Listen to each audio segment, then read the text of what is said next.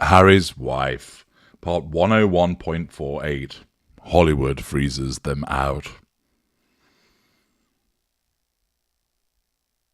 It might be thought that things were bad being bombed out by Bennifer, J-Lo and Ben Affleck, but according to this article, things really aren't going well at all as a consequence of the Duke and Duchess of Sussex being frozen out of Hollywood, one red carpet event at a time. The article that is contained in Spectator World and written by Cara Kennedy tells us as follows. What does it mean to be an A-list Hollywood power couple? Celebrity, yes, but also respect.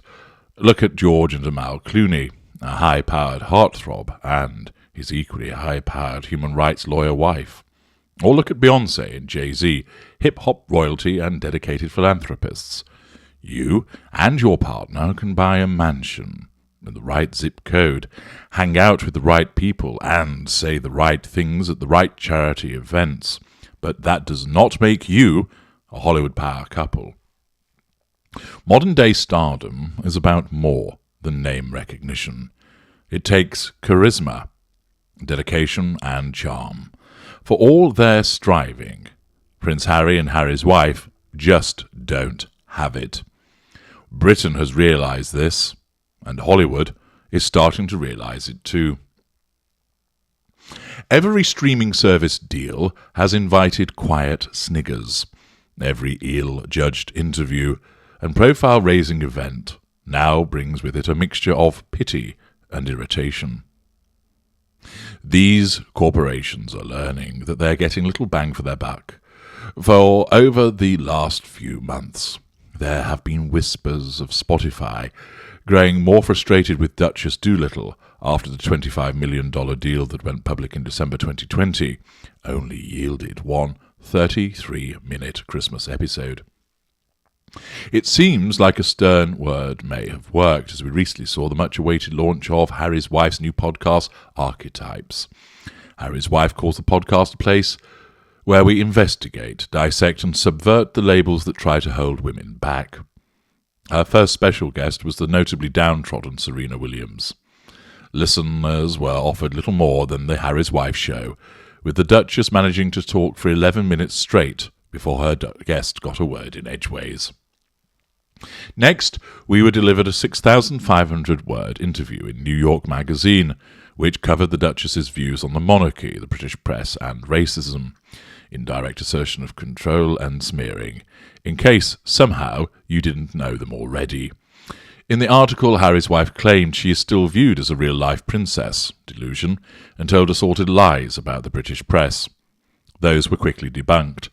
When Harry's wife claimed that in the United Kingdom Archie would be subjected to a press pen of 40 people snapping pictures on the school run, royal reporters quickly called her claim complete tosh, adding that her sister-in-law, the then Duchess of Cambridge, has happily been doing the school runs for years without any problem.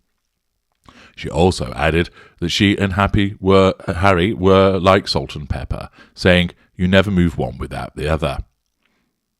Assertion of control, objectification. Blink twice if you need help, Harry. The interview didn't seem to get the reception they presumably hoped for, with even the staunch Sussex fans put off by it. When the Duke and Duchess failed this year to snag an invite to the Oscars, wounding, or the Beckham wedding, wounding, it was clear that they are slowly being frozen out of Hollywood, one red carpet event at a time. Last year, the couple didn't make the cut for Barack Obama's 60th birthday celebration, see parts passim, Obama Birthday Bummer, which was attended by Tom Hanks, Beyoncé and Jay-Z and the Clooneys. Angela Levin, Prince Harry's biographer, suspects that the Obamas are wary of Harry's wife's supposed desire to run for the presidency and worried about upsetting the British royals. One LA source told me that the main reason for them being excluded is that organisers know that all media attention would be on them and take away from the event or people there to celebrate. Harry's wife's need for fuel, control, and the absence of emotional empathy for the impact that it has upon other people and a lack of accountability. They also claimed that one A-lister known for lavish parties left the pair off a guest list because of their capacity to share. Lack of accountability, sense of entitlement, lack of trustworthiness, absence of emotional empathy, adding that celebs never know where details of their private lives might end up. This is quite the irony, given Harry and Harry's wife's self-professed obsession with privacy. Hypocrisy. It's also a far cry from the open arms welcome that they presumably expected, sense of entitlement, delusion, would await them in Los Angeles after turning their backs on royal duties in 2020. Many of the worst aspects of the couple's priorities were apparent during their 2018 wedding. It was a lavish affair that came with a $37 million price tag, a diamond tiara, a $471,000 electric Jaguar, a Givenchy wedding gown and a bridesmaid's fitting that may or may not have seen the Duchess of Cambridge reduced to tears. Harry's wife described the day as a spectacle for the world, grandiosity, as though she had no choice in the matter. Never mind that Harry's cousin, Princess Beatrice, quietly wed her husband in a private service in Windsor 2 years later. So privately, in fact, that they had to announce to the world that it had even happened. In hindsight, it is now clear that the Sussexes' wedding was part of Harry's wife's plan to make it in Hollywood. Stars such as Elton John, the Beckhams, Serena Williams, George Clooney, Idris Elba, Priyanka Chopra, and, of course, Oprah Winfrey lined the pews. A gathering of the closest friends of the bride and groom? Well, not quite. One guest that attended the ceremony told me that nobody there knew each other. It was a show. Part of me thinks she Googled who would make her look popular and shipped them over for the day. Probably about right. Of course, that shows the way that she bolts people on as extensions of herself. Character trait acquisition. The British journalist Rachel Johnson, sister of Boris, tells a story that was doing the rounds in the weeks after the wedding. While Carolyn Bartholomew, Diana's former roommate, was waiting for the wedding service to start, she turned to the couple alongside her and asked how they knew Harry or Harry's wife. "We don't," replied the Clooneys. "Perhaps it's a cruel rumour, but it illustrates a feature of their attempts at stardom. They can command the attendance of global VIPs, but they can't command their friendship," which shows, of course, the inherently unpleasant nature of Harry's wife, and that there's nothing there. Just 2 years after the wedding, the Sussexes stepped down as working royals, citing their need to take a step forward into a more peaceful life. Facade management. After the decision was finalised, it was widely believed that Harry's wife had won. She would reap the rewards of her blue-blooded marriage, but would no longer be tied down by the archaic rituals of British royalty, and could instead begin a Hollywood dynasty of her own, founded on a quest for social justice. Facade management. But with every step she takes, Harry's wife's ascent looks less and less certain. If recent months have shown us anything, it's that she hasn't won anything at all, and that she vastly underestimated how fickle Hollywood is, mistaking 5 minutes of fame for lifelong relevance. You can't just take a mid-budget TV actress and a mid-ranking royal and use their considerable bank balance to buy Hollywood status. Ooh, zinger. Harry and Harry's wife's attempts to manufacture friendship have continued. Last year, Prince Harry, seemingly desperate to let the world know that he was in with the Monty Shit Show crowd, told Dax Shepard on his Armchair Expert podcast that the pair had struck up a friendship with neighbours Orlando Bloom and his partner Katy Perry. Harry said, "Just 2 days ago, Orlando Bloom sent me a message because he's down the road," probably saying, "Will you fucking keep the noise down, you ginger bastard?" adding that the pair keep in touch. But an LA source claimed that, despite what they want you to think, Orlando Bloom and Harry are nowhere near being close friends. Unsurprisingly, the wedge between the pair is down to Harry's wife, Kelsey Sapri, who, a source reports, is still angry about Katy Perry's interview, where the singer said that Harry's wife would have been well served by another wedding dress fitting. The source added that the men are trying to stay out of it, and although they are being cordial and kind to one another, they are certainly not going to the local bar together for a pint. It can't help that, Perry added in the interview, that Kate won the wedding dress sweepstakes. Ouch. Speaking to people in LA, there's a sense that Tinseltown is starting to see through Harry's wife's truth. Angelinos are realising that British people didn't hate her because she wasn't white, or because she had a career, or any other of the reasons suggested by the Sussex's PR, facade management, revision of history, lies. There was no big Harry's wife conspiracy that kicked into gear as soon as she stepped on British soil. Correct. The public there simply saw through her. She lacked the understanding that if taxpayers are footing the bill for her luxury lifestyle, they expect things in return. Is a few pictures once a year and the sight of the new royal baby too much to ask? Brits also don't take too kindly to being branded racist bigots when Harry's wife doesn't get her own way. Assertion of control by smearing an insult. The Sussex's flop can't be traced back to a single event. It's the sum of a series of mistakes fueled by a failure to understand royalty and celebrity. When the actress moved to a palace, she brought with her a showbiz appetite for drama, which of course is her narcissism on show. Windsor Castle and Buckingham Palace briefly hosted something akin to a Real Housewives spin-off. The starlet and her team dreamed up personality clashes and confected plot lines and fed them to the London newspapers. Revision of history, triangulation, lie, smearing. But the day-to-day job of a modern royal is gloriously glamour-free. It's about opening schools and chatting to nurses.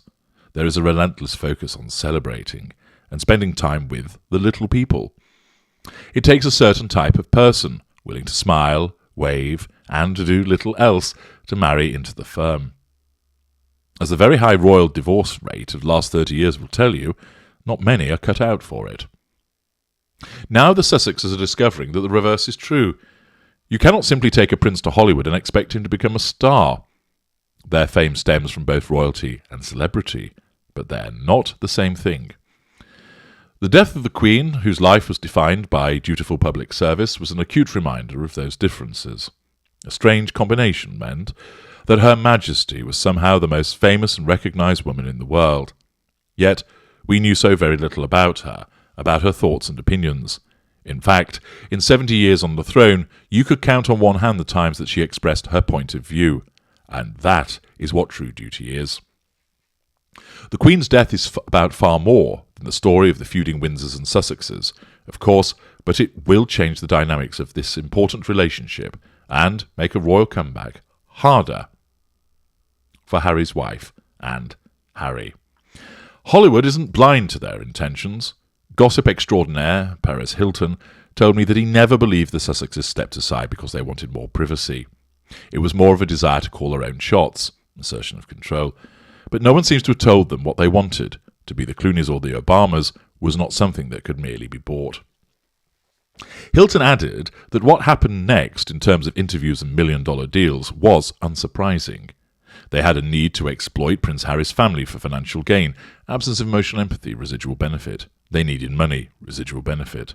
They wanted to live a superstar lifestyle with a multi-billion-dollar mega mansion in one of the most expensive neighbourhoods in the United States. They live a very expensive life, and entertainment is where the money is. You can see why Harry, and particularly Harry's wife, thought it could work.